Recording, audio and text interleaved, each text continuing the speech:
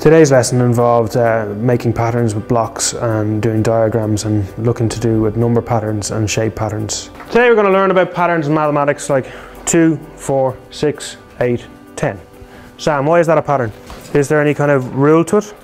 They're always going up in twos. Always going up in twos. Right. In today's class we learned about patterns and how they just aren't numbers, they can be colours as well. The students got on quite well with creating their own patterns and numbers. Hands up who picked that one in any of their 5. Right, what is the pattern for that one? Going up in fives. Going up in 5s, and what else goes up in 5s? The 5 times tables maybe? So if you can predict the next one, what must it follow? Something beginning with R? Rule. So two things, predictions and rules. From then on they went on to open up the packs with the cubes, and the first pattern consists of just red and black, and we were trying to find connections to make life easier for ourselves. Represent the second pattern red, black, red, black, red, black by building its blocks or calling it in the numbers of blocks. There's a list of questions there on part 3. Can you try and find out the answers to those 9 questions for me, please? In the group there was 3 jobs. One was the building with the cubes, one was drawing on the board, and the other was answering questions, and then the next time we rotated and done different stuff and had different jobs. 4 questions. 5, 7, 9. What colour will the 1000th block be? Black, because it's an even number. Yeah, black. It's better in groups because you can confer with other people to see what they think as well. It was better than working on your own because you had more help, or if each other needed help. Now, what position is this red one in? First, second, third, fourth, fifth. Usually we work in groups of 2, but for Handiness today we worked in groups of 3, and I think they found that a little bit more difficult. They were not as communicative with each other, and some of the groups might have been better put together, so that will be something to look at for the future.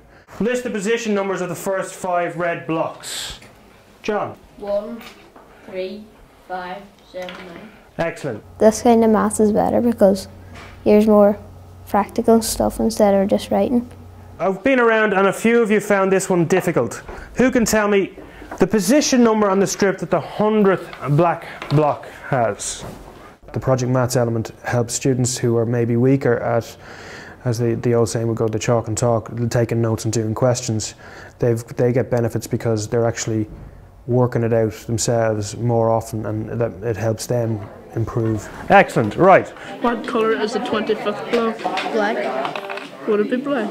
Yeah. 1, 4, 7, 10. Explain how you found the answers to 8 and 9.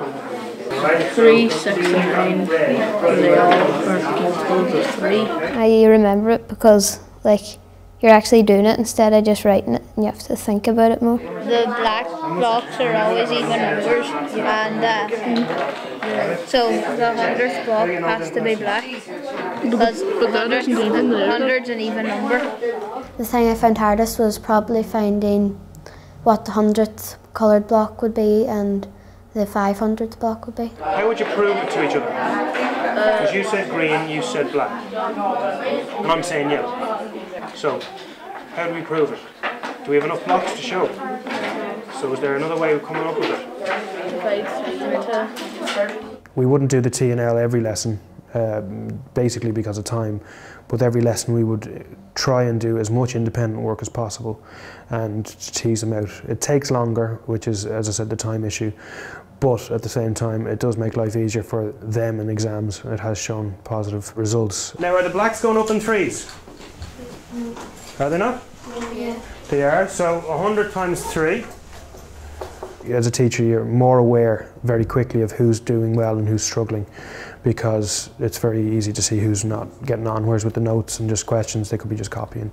And then finally, Sean, what about the green ones?